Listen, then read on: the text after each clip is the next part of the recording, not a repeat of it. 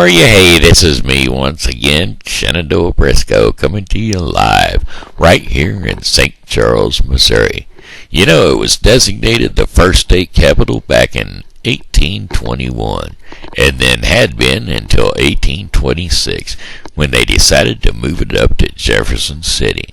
Alrighty then, that being said, this here is blog number 180.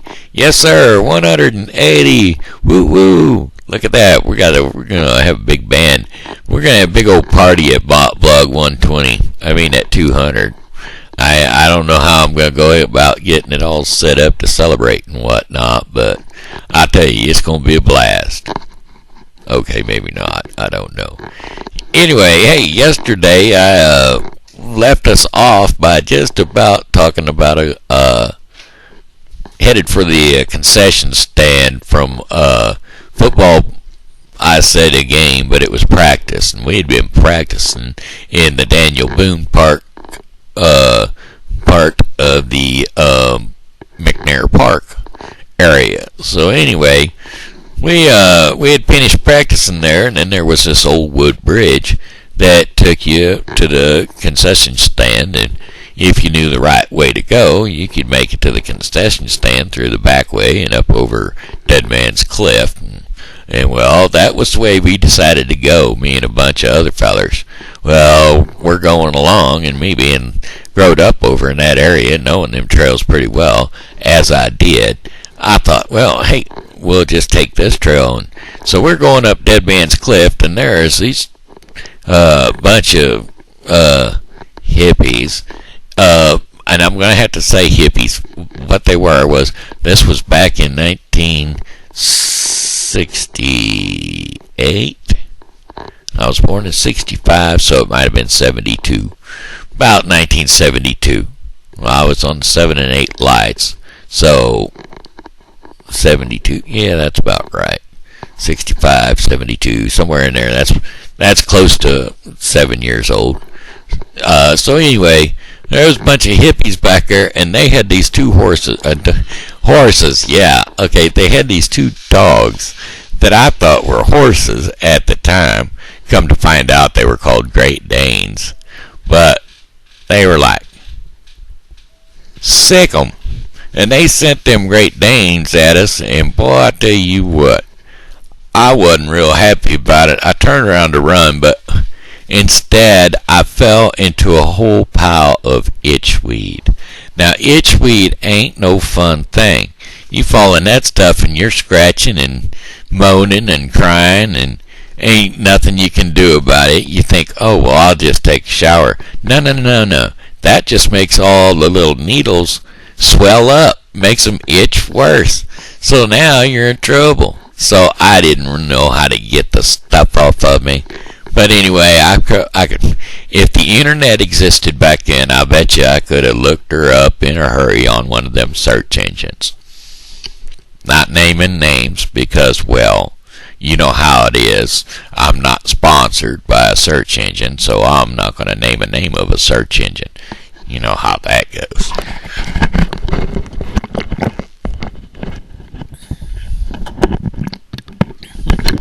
But anyway, yeah. Anyway, the first horse jumped up there, dog jumped up there and pushed me down, and so anyway, they finally called him off after they had a good laugh, and we hightailed it. We shimmied up out of there and got ourselves over to the concession stand as soon as we could. And everybody was like, "What took you? What kept you?" Well, I had a horse sitting on me, dog. But anyway, so we got over there to the concession stand. Now, that was not the shortest way to go. But, back then, it was the funner way to go. Well, I thought it was going to be the funner way to go. No. Turned out not to be the funner way to go that time. But anyway, that reminds me of another story, down in the woods. We come up one time, me and my mom and dad and me and my brother, we were all hiking down in the woods, down through that area, and they used to have these sewer pipes that went across the creek, and they was probably about, 2.5 foot in diameter. So that meant that you could walk on them. And that made them about, I don't know, as wide as my shoulders is. Wider than my shoulders. Wide as my elbows are right now. Screen to screen, you know what I mean. Anyway, wide as my elbows was right there. And that made them nice, fat, round metal things to be able to walk across, except there was a little piece of flange metal that you had to step across, because if you didn't step across it, you'd step on it or get your toe caught in it and flip yourself right off into the creek. Well, anyway, we had crossed one of them things, and right up there on the side of the hill, there was some fellers that had been camping out down there, and they had been living in this little shanty that they made out of tree bark. It was pretty cool. And anyway, they were living right there up in the woods in this little tree bark thing, and it was like bark, bark, bark all the way around, and bark over the top, and they had dug out a little bit inside of it, so it was kind of a big dugout thing, and it looked like a nice, convenient little home, you know what I'm saying. And I don't know, maybe they chose to be homeless, or they were just camping out. But whatever the case was, they were there, and we saw them. That's one of them things. Nowadays, there are a lot of homeless people, but back then, you very rarely ran across of them. And well, I guess so, because they wanted to stay out of sight and out of mind. They didn't want to be pestered by anybody else. But anyway, speaking of one of them pipes that we had crossed across, well, this was the same day exactly. Well, I jumped off the end of the pipe. Well, when I did not hit solid ground. I hit some sort of sink mud. And I started sinking in this mud. It was gooey, and it wasn't, quicksand, but the more you moved to get out, the deeper you got in. And so anyway, they come down there, and they pulled me out, which nearly broke my back, but they pulled me out of the mud, and I lost my shoe. It was a nice shoe, too. I liked that shoe. It was a deck shoe. Wasn't like a good quality shoe or anything, but I liked it. It was mine. I wanted it back, but I didn't get it back, so I had to walk on home, big black feet, and one shoe off and one shoe on. Just like that Diddle Diddle Dumpling kid. Diddle Diddle Dumpling, my son John. One shoe off and one shoe on. There's another part of it, but I don't know what it is, so. Anywho, I hope this quality is a lot better, because I done some adjustments on the picture, so I hope the quality of my video is much better now, because, well, I figured out a way to do something different, and I done a couple of little test patterns, and, well, they worked out just fine. Yes, sir, they worked out just fine. Anyway, speaking of some of my older antics back in the good old days,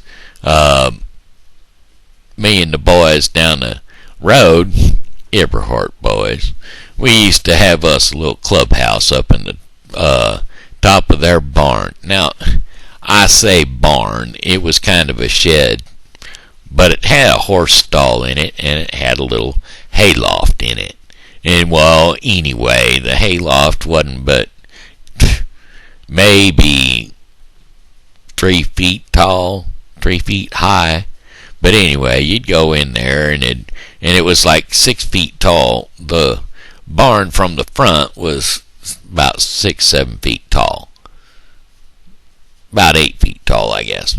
Anyway, they had a pony, and the pony lived in there. His name was Spicy.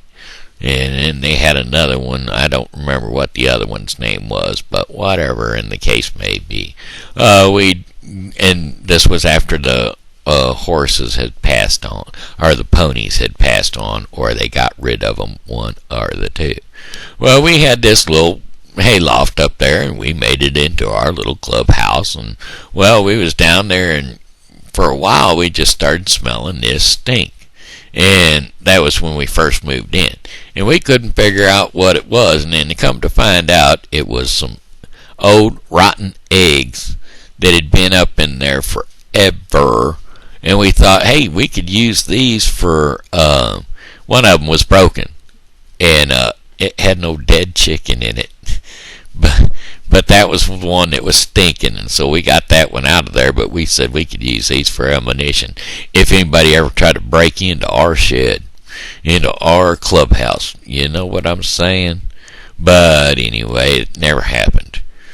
But it was a cool little clubhouse. You know how kids are. You know, you find your place in a little nook, and you climb in there, and you got yourself some magazines and all your comic books and, you know, stuff like things you shouldn't be doing. A candle in a hayloft in a rickety old barn that makes no sense, but you did it anyway.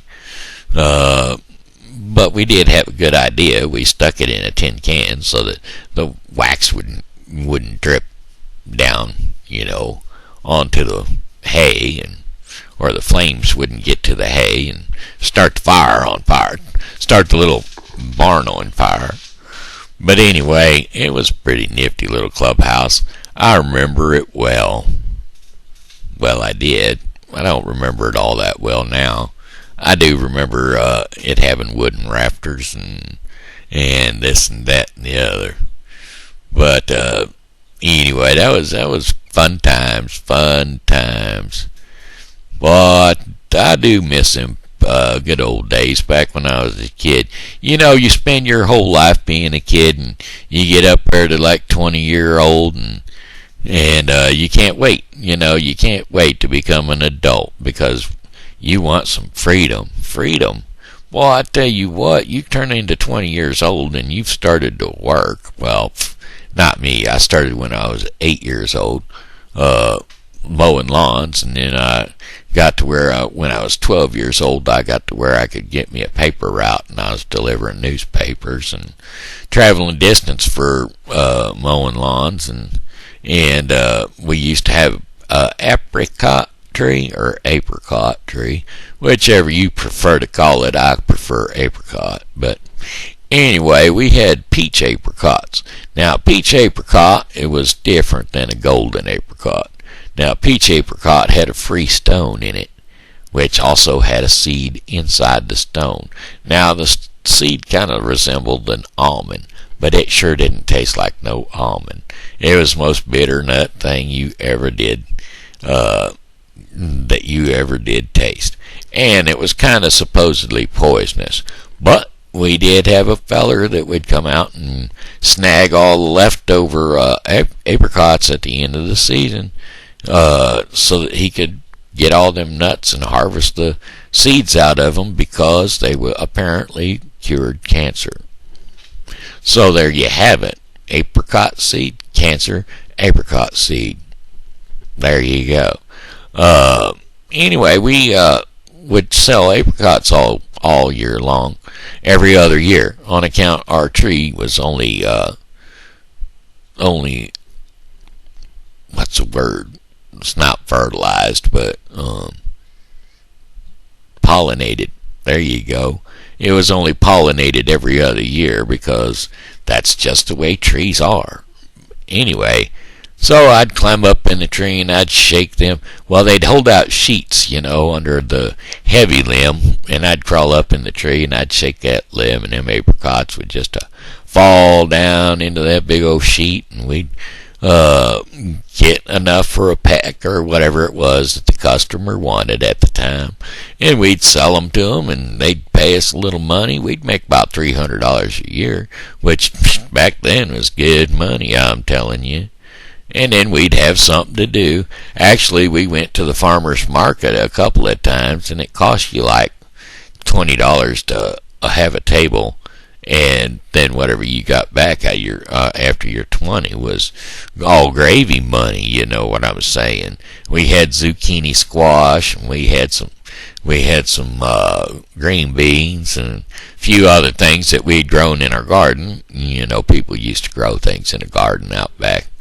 But anyway, we had apricots and little fruits and vegetables and stuff and whatnot. But I tell you what, we left our zucchinis on the vine way too long.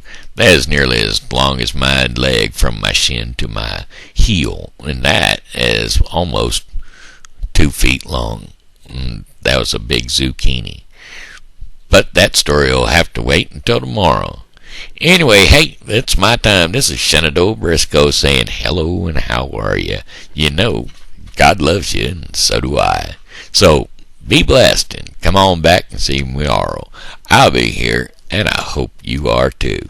And tomorrow was supposed to be tomorrow. My lip just got stuck.